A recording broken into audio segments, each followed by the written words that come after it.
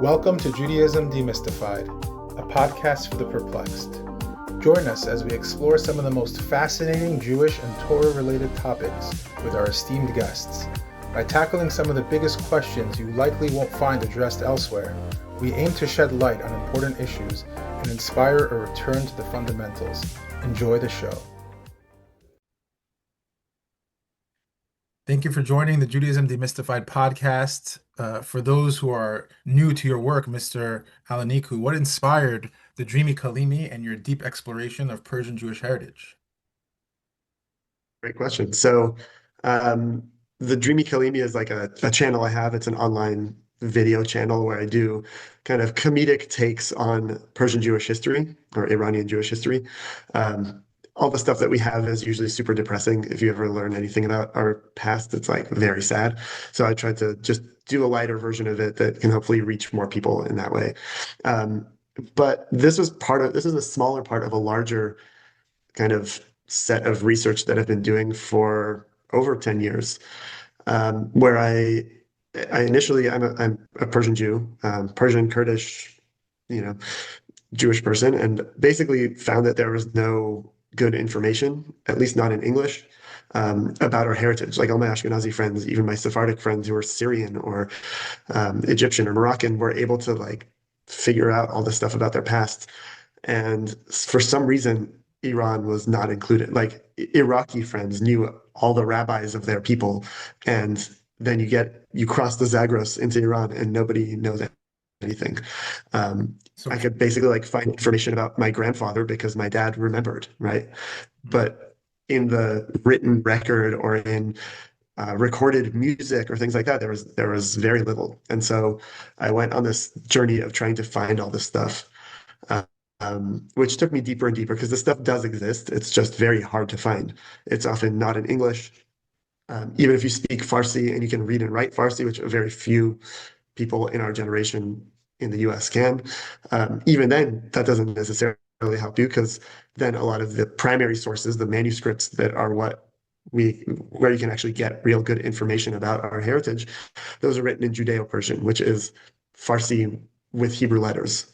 And so it becomes this whole process where you have to basically like get a PhD of sorts to be able to even access the material that would help you learn about your great grandparents and your great great grandparents and the historical figures of our people, and to have kind of like something equal to what our Jewish cousins from other parts of the world have just available to them.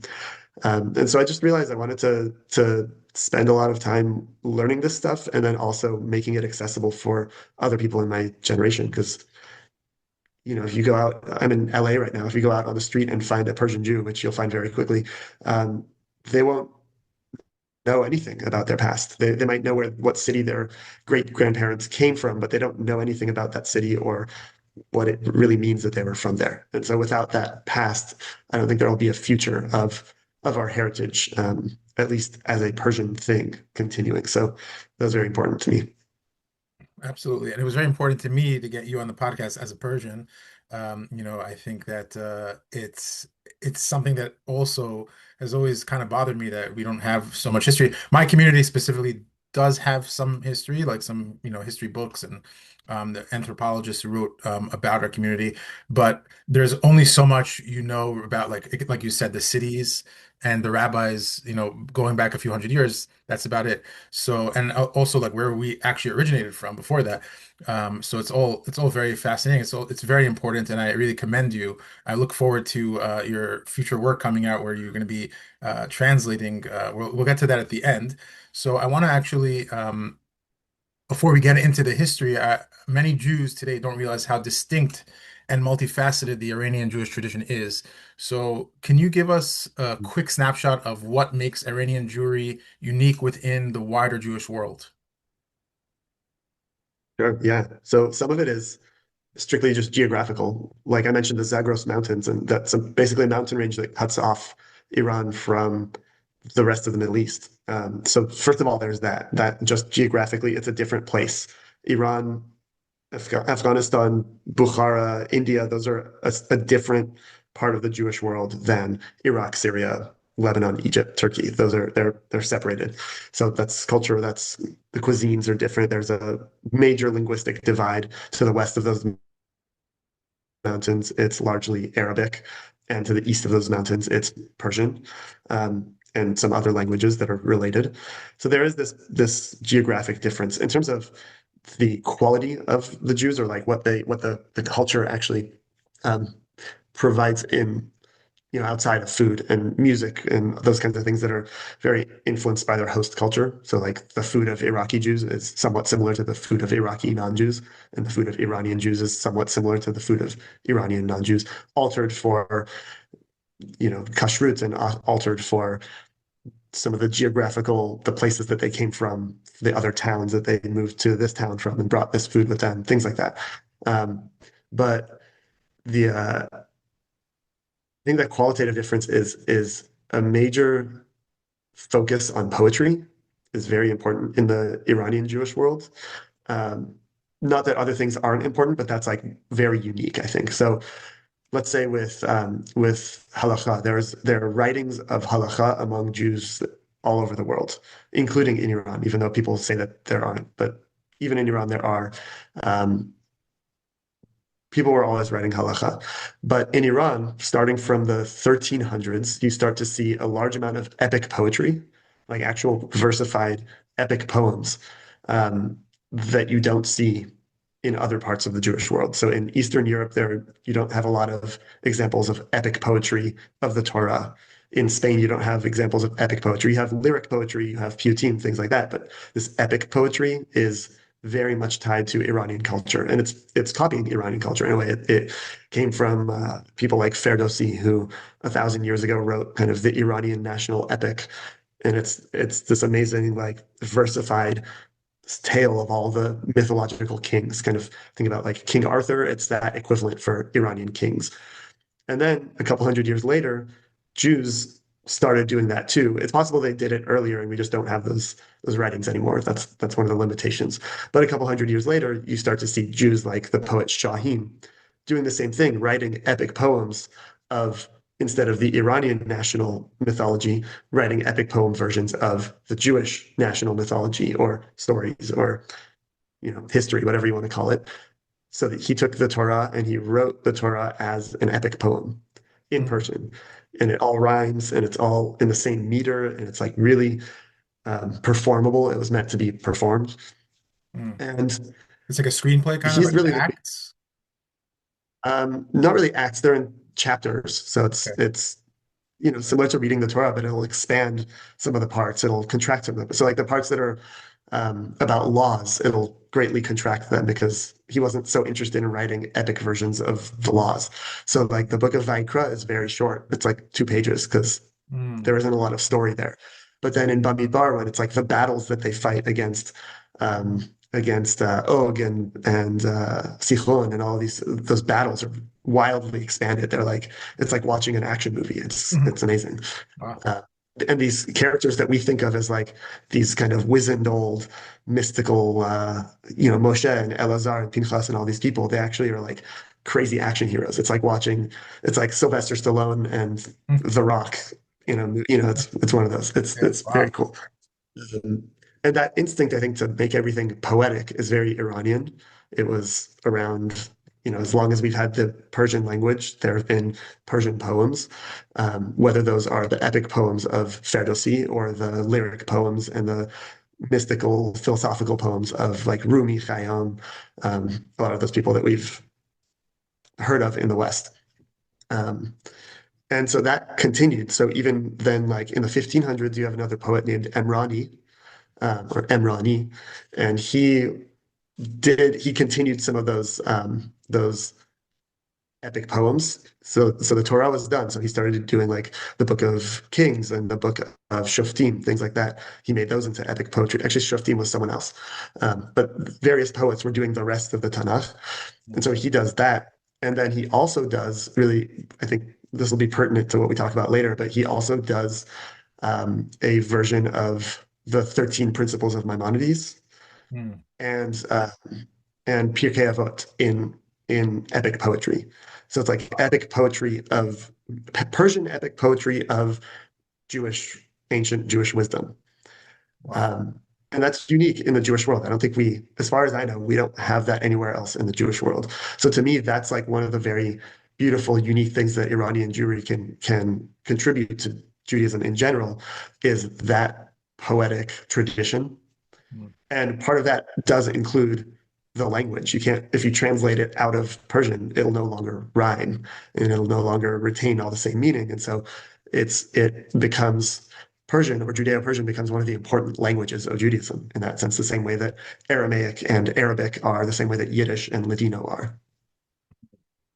So the challenge of Uh, translating it would also be obviously to retain, you know, the poetic aspect of it, the rhyme, not just the rhyming, but just like the literary style. So for example, like Robert Alter, he might not be known as like the most accurate translator, but he tries to keep the, you know, tone or the poetic voice in his translation. So that's kind of, I guess, the challenge of translating these works, correct?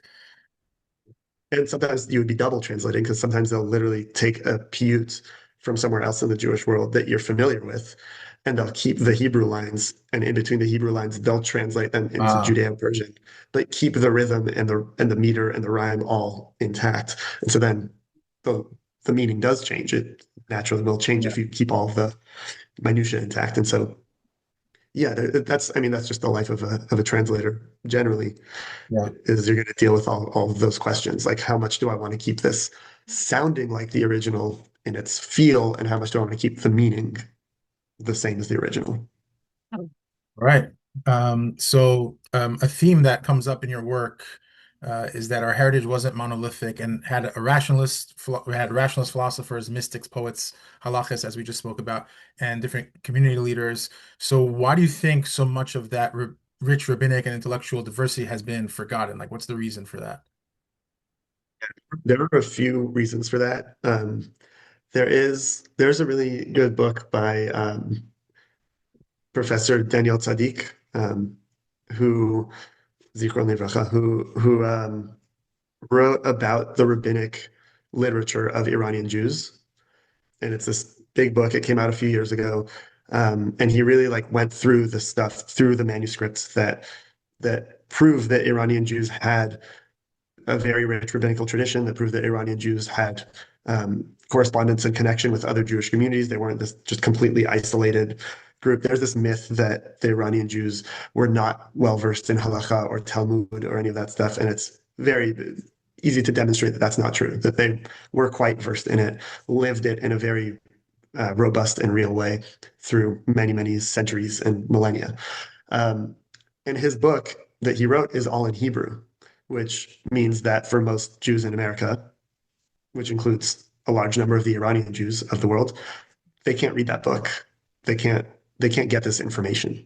And that's like one of the many examples that a lot of the reason is access, is that the books of the writers, the Jewish writers who are writing in Arabic, for example, were later translated into Hebrew or into English.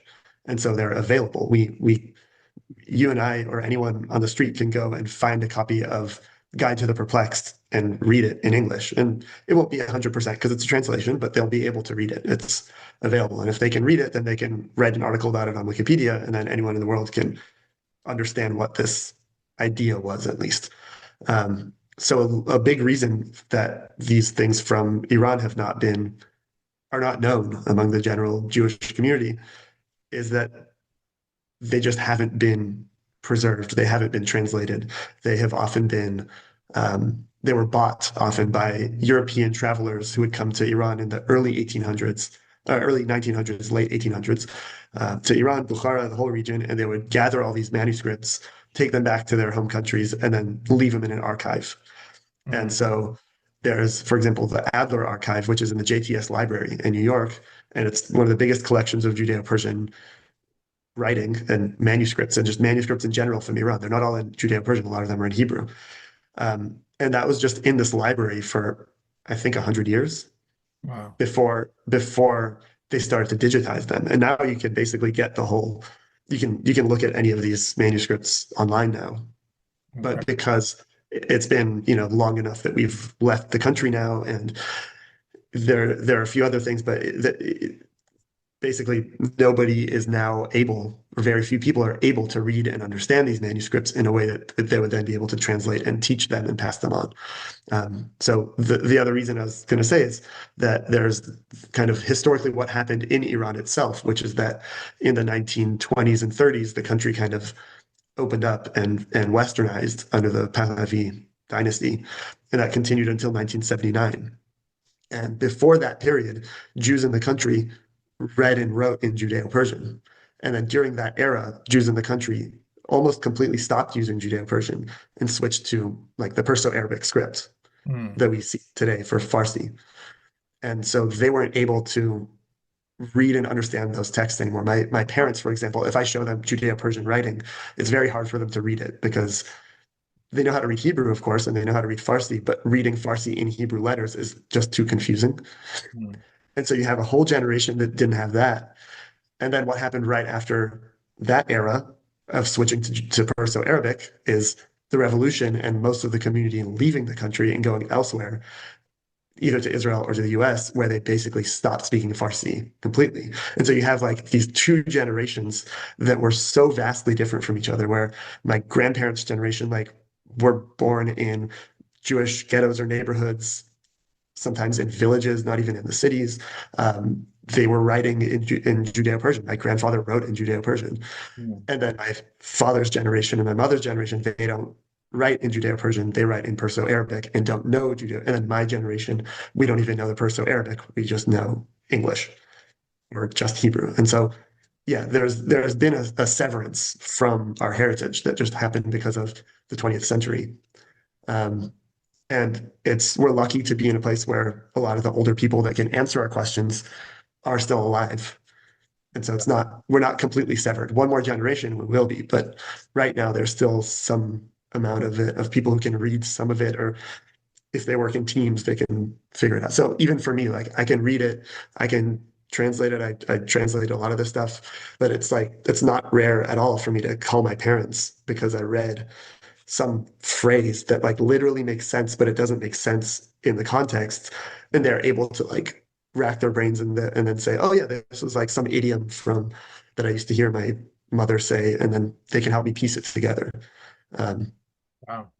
so it's a weird, yeah, it's a weird process. But Did you also have to the, learn like Perso-Arabic to yeah, for I mean, I learned that as a kid, as a but I kid? had to learn it much better as an adult to be able to understand this stuff. Some of it's very complex. It's not children's books. You're reading like philosophical tracts that would be hard even in English. Mm, Um, so you wow. do have to like, I mean, anyone would have to expand themselves. Like my native Persian speaking parents would have to expand their vocabulary a lot to be able to fully understand all of this stuff. So that's like one reason is just access and all of that. And then another reason is this kind of attitude, both from the outside and from the inside of the Persian Jewish community, of kind of an inferiority complex in a way of the mythology that arose around these Jews being sort of um, less versed in Judaism than the other Jews. And this happened both in Israel and in the US. In Israel, it happened generally among Mizrahim in general, right? They came and the Eastern European Jews kind of looked down upon them and thought, well, they're not as good at Jewish stuff as we are, right? At least in a halachic sense. But then they did have the traditions of Rambam and a few other rabbis who kind of, I think, transcended the Sephardic world and all the Jews knew about. And so they kind of had that prestige. But still, that meant that there was like a thing, the Arabic speaking Jews were kind of elevated in Israel more so than the Persian speaking Jews, because the Arabic speaking Jews, whether they were from Morocco or Yemen or Iraq or anywhere in between, they kind of had this tradition of like, we have these rabbis that we can Mm, point to for cultural pride and all of that. The Iranian Jews, because of all that access stuff, and not just the 20th century, also the Qajar era was not very kind to Iran, and a lot of knowledge was lost generally in that era, not just among the Jews. And so they kind of never were able to build this cultural pride that would make them then teach their own writings and philosophies to other Jews. And then you come to the US, and there aren't so many Mizrahi Jews in the US, especially outside of LA and New York. And so you just have these Persians who came and plopped down and kind of were told by other Jews, well, you guys don't have much to contribute in terms of learning. You have a lot to contribute in terms of food, maybe, and uh, business and dance, maybe, but not so much with scholarly stuff. And the Jews, because of the severance I mentioned before, believed it. So most of the rhetoric I hear now about how like Jews in Iran didn't know the Talmud actually comes from Persian Jews. And it's very fun to, I mean, it's not fun, it's funny to hear that from them and then start telling them about their own Hakhamim and their own scholarly heritage that they don't know about. Um, Wow. because they want to, right? It's not like they don't want it to be true that Iranian Jews didn't contribute to Judaism in that way. They just think that it's true. There's a lot of myth busting. So hopefully we're going to do some of that myth busting with this episode.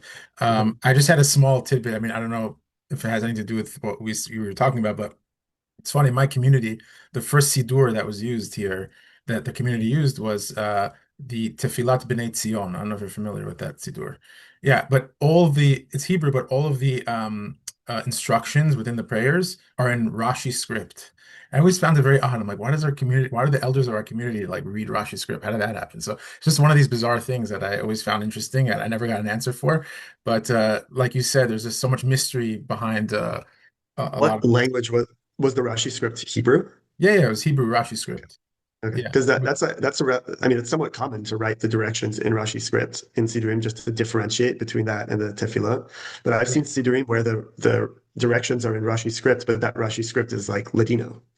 Yes. No, it wasn't like that. It wasn't like a transliteration or something, but uh, it could be that they didn't know what it was, but from what I understood, that they knew how to read it. So it's just interesting. I found it interesting, and I never really got an answer to that. But there's a lot of mystery, within my own tradition, my own community. We don't know a lot about our rabbis. We know about a few of the mullahs, but it only goes back maybe, I don't know, a few hundred years.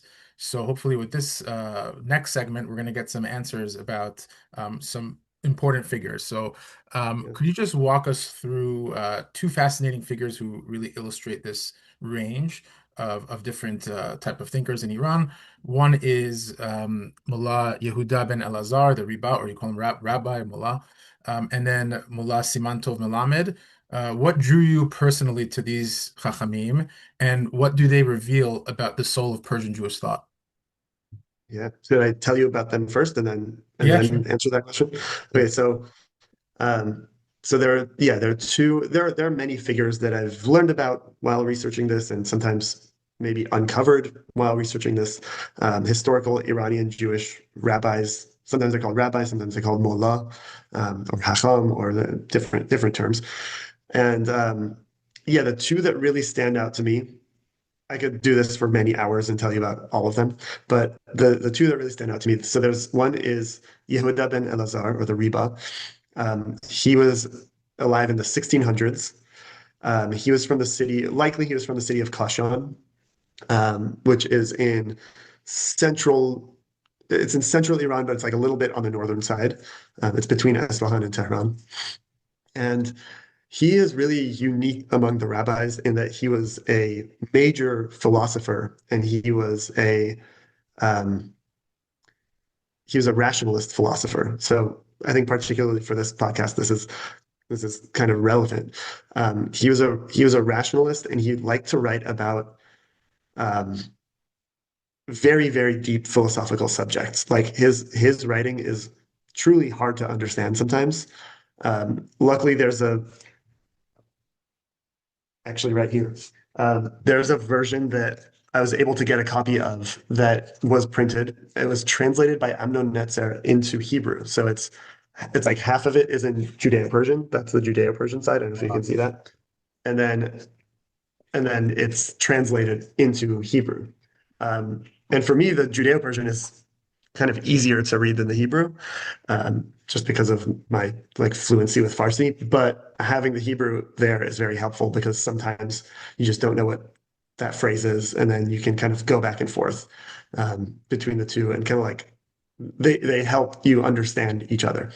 Um, he just feels really unique to me in a way that like I think he easily transcends just the Iranian Jewish world. I think he could be seen as one of the great Jewish philosophers in general, not just among Iranian Jews, not just among Middle Eastern Jews, like among Jews.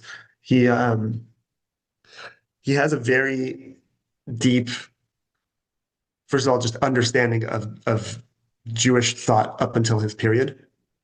He's very well read. He clearly had a large library because he references a very vast amount of things. He's constantly referencing the Rambam. He's referencing rabbis. Like he references a rabbi named who with the last name Mizrahi, who I had to look up because I was like, I didn't even know exactly who that was. He's a Romani rabbi. Um, he's always referencing Jewish texts and non-Jewish texts, the Torah, the Quran, the works of Aristotle and Plato. He even references like Diogenes at one point. It's really very like just like a huge range of references. Also, other Iranian rabbis from before his time. He also talks about their works, and some of these are works that are lost. And so it's cool to read about what he thinks. He just clearly was very learned in that way.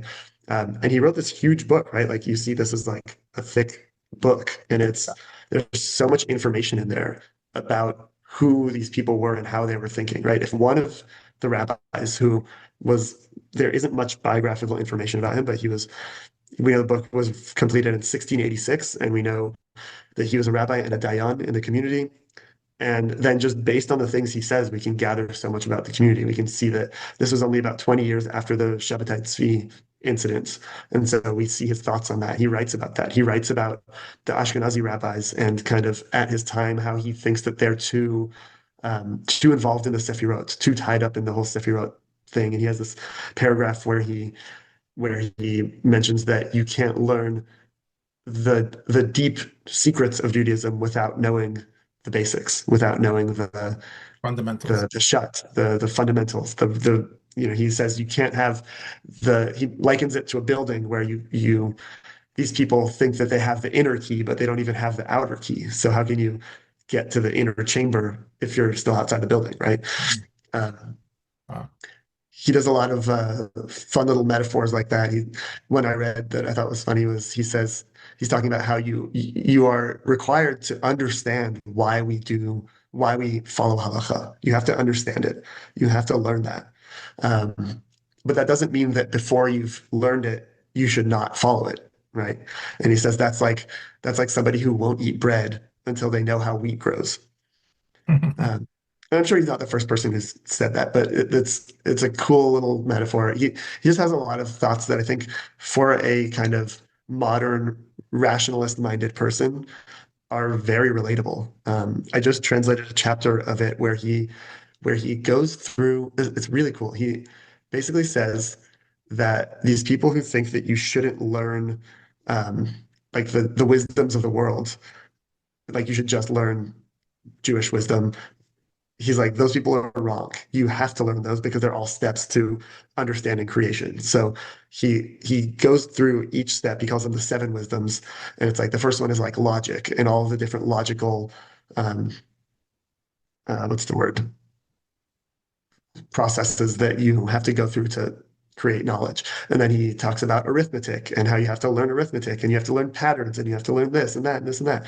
And he ties them all to different like verses of the Tanakh that he says prove that you have to be learning this stuff. Geometry, eventually astronomy. You have to learn about the stars. You have to learn about the ways that the world actually works. You have to learn natural science. He was also a doctor himself, a physician and an astronomer. So like you have to learn natural science. How can you claim to understand God if you don't understand the universe? He eventually gets to music and how music is like from the angels and it is this holy thing and you have to he talks about Persian classical music and all the different little minutia of it that for me as a musician is very cool to read, that he considers this to be like a higher science than even like being a doctor. Take that, my doctor brother. And you gotta learn that because that then is how we connect with God. That's how Yeah. natural science might be how we understand God, but then we connect through this aesthetic thing that is mathematical anyway, and it's connected to prayer and religion too, and all that. And then he's like, and then once you've mastered all of those, or at least understood some amount of them, then you can really be like, say that you are studying Torah now, and you're now looking at the religious texts with a clear eye. Um, and that really, for me, reading that, like that felt very beautiful. That felt very relatable to who we are today in the modern world. And it also flew in the face of all the stuff I heard, all the stereotypes about Jews from the Middle East, Iranian Jews being like very superstitious and being very tied up in esoteric things and not really being very rationalist. I mean, I see it a lot also in a lot of people in the community are very like to think magically and that kind of thing. And there's this stereotype that we're all like that and everyone's like that. And this is kind of a backwards culture. And it's just so interesting to read something from like 350 years ago where this guy would fit in today. He would be more forward thinking and rational than a lot of the rabbis we have today. Um, and it's just like it's epic in a way to read that when you've been told one thing your whole life that's like a little disparaging, and then you read something that disproves that, and it's like, hey, cultural pride. Like I Yeah. want to I want to tell people about this. I want people to know that. I mean, even if it was just one guy, which it clearly wasn't, he was part of a tradition. But even if it was just one guy, it's like, yep, there was one guy who was in Kashan, the city that my some of my great great grandparents came from, and he was in that same town. He maybe was even one of their ancestors. Who knows? And like he was writing stuff like that is just very cool. Unbelievable. Wow, that's so interesting. And regarding the other Chacham, the other Yeah. Mullah, you could Yeah. talk a little about him. So it's also cool because these two they have some things really strongly in common and they have some things that are very different. Um, and I'll explain that. So Yehuda ben Elazar, who we talked about, he clearly like his probably his biggest influence was the Rambam, and he talks about the 13 principles of Maimonides. He actually kind of disagrees, and he thinks that there are these can be distilled down to four principles. So he has this really interesting um, dialogue between like his own beliefs and the Rambam's beliefs, and the fact that somebody would have the cojones to even do that in the first place is really cool.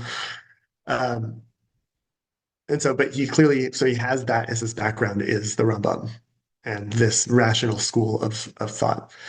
Now, the Rambam, what people don't know often, which I'm sure you know, is that the Rambam's son, Avraham ben Harambam, was like him, a rationalist, but also a very Sufi. explicit mystic. He was a Sufi. He literally started a Sufi school of, of Jewish mysticism. So when we think about mysticism, people will say that Sufism is Islamic mysticism and Jewish mysticism is Kabbalah. Kabbalah is like the Spanish version of Jewish mysticism that is very esoteric and tied to that kind of stuff. But before Kabbalah was spread throughout the Jewish world, there were other Jewish mysticisms, including this Mhm. um, I mean, it was called like they were called Hasidim, right? They were the Hasidic Jews, but before the what we call Hasidic Jews now, these were the pious Jews of Egypt, were Avraham ben Harambam. And he started the Sufi order that was Sufi, and his claim was basically that Sufis preserved something that has been lost in Judaism, but it is actually originally from Judaism. And so he incorporated some of the practices of the Sufis of his time, which was the 1100s, into Jewish practice. He also wasn't the first one to do that. There were the Hasidei Ashkenaz in Germany who did that, and they were tied to they were learning from like Babylonian Jews who were bringing kind of Babylonian mysticism over to them, which is also where kind of Sufism developed. It's all very, very tied together. There's Bahia ibn Fakuda in Spain, who was I forget what years he was exactly, but I think around 1,000 years ago. And he was essentially his most famous book, which is like studied today as a Jewish book, is essentially a Sufi manual. Um, it's not different from Sufi manuals. It is one. And it was like, the favorite book of the Baal Shem Tov. So, all these mysticisms of the Jews are very much tied together. And this is where we get to Siman Tov Melamed. So Siman Tov Melamed is a relatively late addition to the Iranian rabbinical canon. late in terms of chronology. He was from the late 1700s, early 1800s. So he was born in the city of Yazd. Yazd is very much like right in the center of Iran. If you look up Iran on Google Maps, the word Iran that appears right in the middle is like basically over the city of Yazd. It's this desert oasis. It's a very interesting. I've never been there, but it looks very beautiful from the pictures and from stories I've heard. It looks like Tatooine a little bit if you're a Star Wars fan. Possibly where ice cream was invented, and where this rabbi Mullah Simon Tov Melamed was born. Um, I definitely vibe with him because my Hebrew name is also Simon Tov, but he lived in Yazd. He was the student of Mullah Or Sharga, who is a very famous Yazdi rabbi, and his sal, like the day of his death, is today or tomorrow, or it's this week. Um, and he then moved from Yazd and he went to a few other places, including Herat, which is in western Afghanistan today, and then eventually to Mashhad in northeastern Iran, where your family's from, right? Yes. So in Mashhad, he became the rabbi of the community, and Simon Tov Melamed was very prolific. He wrote a lot throughout his life. A lot of it is poetry, and it's very like lyric poetry. So it's very similar in a way to Rumi and to Hafez, the great Iranian lyric poets. And it obviously has a Jewish flavor to it. He was a very explicit Jew, and he was an explicit Sufi. He was part of, he like had a Sufi order of some sort. We don't know much about it. We don't know who his followers were. And actually, we do know some of the names of them, but eventually we all know what happened to Mashhad's Jewry. So some of that was lost eventually. But Simon Tov Melamed writes these really interesting poems that are, I think, equally indebted to the Jewish kind of Mediterranean Piyutim tradition and to Iranian lyric poetry. They have these themes of experiencing the glory of God that is very much from both cultures. They have these very kind of existential themes that appear a lot in Iranian poetry and Persian poetry.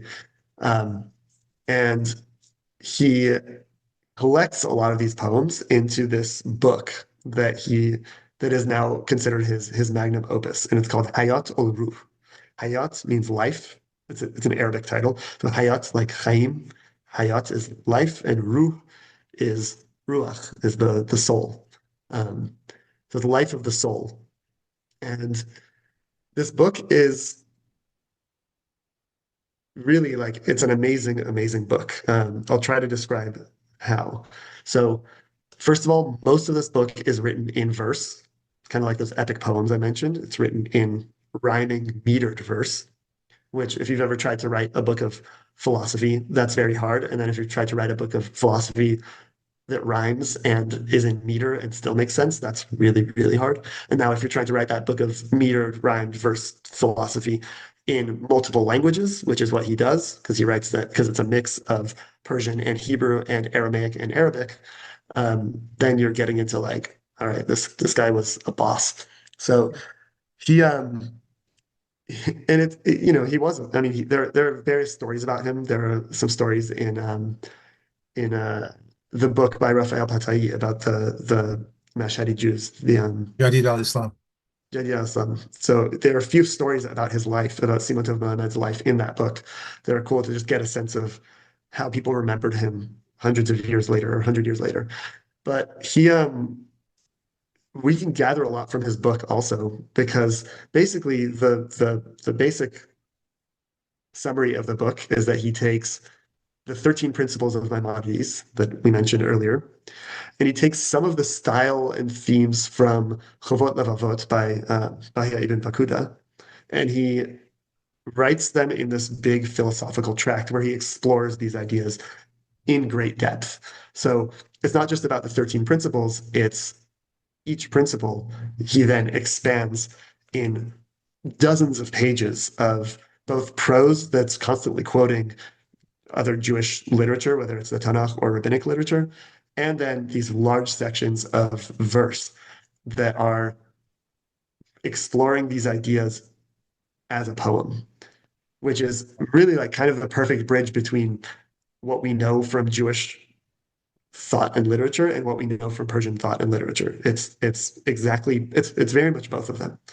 Um, And I'm a big fan of Persian poetry in general.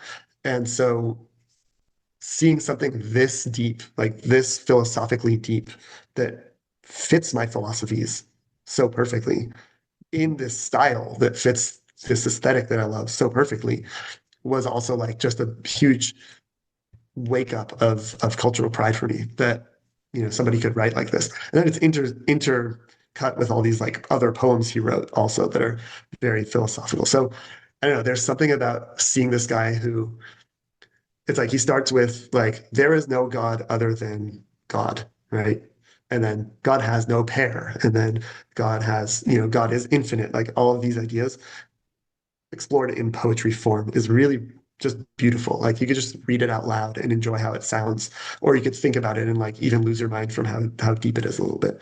So I kind of think of him as this not just this beautiful pairing of Jewish and Persian influence, but also this beautiful pairing of two other things that we always get told are opposites, especially in Jewish thought, which is rationalism and mysticism. Yeah. Because he is very clearly a rationalist and he's very clearly a mystic and he's very clearly bringing them both together, right? One is he's doing it's the 13 principles of Maimonides, which is basically telling you why rationally Judaism must make sense and our theology makes sense rationally, right? It's like don't do this out of just belief. Do this because actually it makes sense. Let me show you why.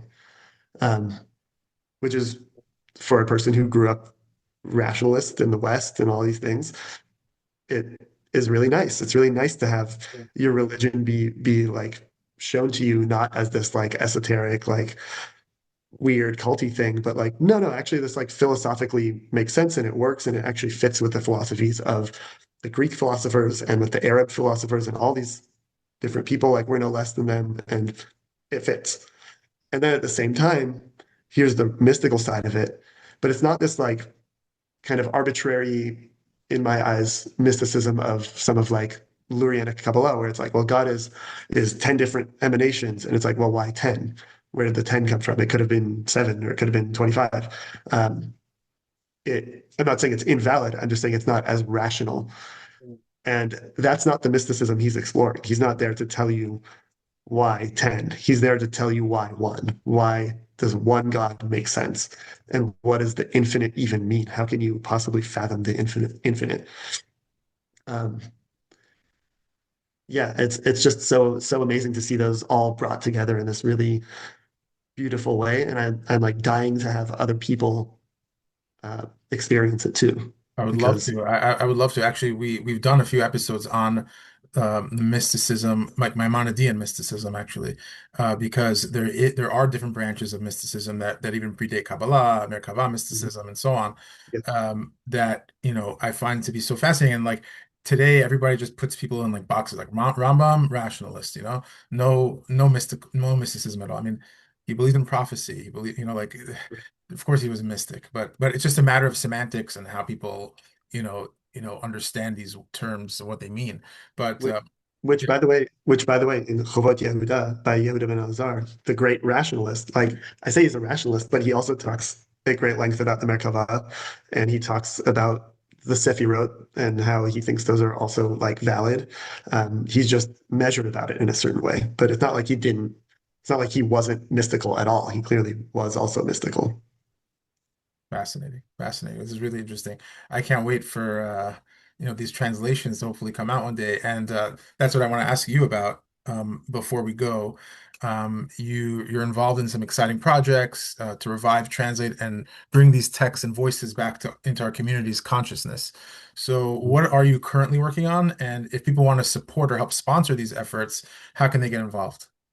Yeah, so I have a bunch of different projects. Some are smaller scale and some are larger scale. So um, larger scale ones include that I'm making basically doing a revival of the original Persian liturgy of the Siddur. There's a liturgy that was lost that once we like started using a Sephardic Siddur. So I'm using different manuscripts to piece that together and have it be a workable, usable Siddur. And it's very, very different from what we do now. Not very different, but the same way that an Ashkenazi and a Sephardic Siddur are different in their wording Yeah. often, this is even more different in a way. And how far Um, back does it go? Like your manuscripts? so there, a lot of them are from the 1500s. That's Okay. kind of when the most of them are. But there are versions, pared down versions that go as far back as Sadia Gaon. So it's all based on Wow. Sadia Gaon Siddur, which Yeah. again is like another cool connection of the rational streams throughout all these places. So that's one project that I'm hoping to get published soon. There are I'm part of a group called the Jewish Language Project, where we're recording the languages um, of Iranian Jews, Jews from Kurdistan, Jews from, I mean, really from all over, but I'm focusing more on Iran and Kurdistan, just recording those languages before the speakers disappear. Each city had its own language that is different from even from Farsi and from Judeo-Persian. It's a very diverse linguistic area. Um, and then I have various translation projects. I'm translating the Piyutim of the Iranian Jews. There's a huge, huge corpus of them that has never been put out in the world, and they're really some amazing poetry in Hebrew, in Aramaic, in Persian, um, that the world should see, right? Not just us, like everyone should see it. I have various musical projects where I'm trying to recreate kind of what these songs might have sounded like in their original form. Um, and then the kind of the more accessible version of that is this video channel, the Dreamy Kalimi, where Kalimi means Jewish in Farsi, in Arabic kind of. Um, and in that channel, I have a lot of snippets of this stuff. If you were to watch all the videos, you'd see a lot of little clips of Shaheen and Emrani and a lot of the poetry that shows up. But it's kind of in a more accessible, fun way, maybe for the kids, maybe for younger people if they want to get into the beautiful heritage of Iranian Jews in a non-depressing way. There's really a lot there, and so that's the stuff. The videos that I make are really the tip of the iceberg, and I'm hoping to have these larger projects come out soon. So if anybody is interested in being involved in helping finance anything or any kind of support, you can always find me through the Dreamy Kalimi. There's a YouTube page and an Instagram page. Yeah, Yeah, and I want to first of all, I want to say thank you to a friend of mine, Randy Agati, for turning me onto your channel. It's so good. It's really, really good. Like, I know you're not gonna self-promote so much, but I'm gonna do it for you. It's really good. It's re The Dreamy Kalimi is unbelievable. It's so entertaining. It's so informative. And I want to implore our listeners. We have a lot of Persian listeners, and Persians are known for investing their money in real estate and all these amazing things. But I think the most important thing to invest in is to preserving our heritage. And what you're doing is worthy, very worthy of support and worthy of, if someone wants to do something in dedication of a family member, I think this is the worthiest of causes because ultimately we have lost a lot of the history and we have someone in our generation, probably the last person who, of this generation who's interested in doing this. And I implore everyone who's listening who has the means to definitely support these projects. So thank you so much for coming on the podcast. yeah. It's been a I pleasure. think I think we got to invest not just in real estate, but also in cultural and intellectual real estate. There we go. Yeah, All right. Awesome. Thank you I'll so use that much. line in the future. That's good. Thank you so much for having me. No problem. This is really fun. Uh, Always fun to talk about this stuff with people. Absolutely.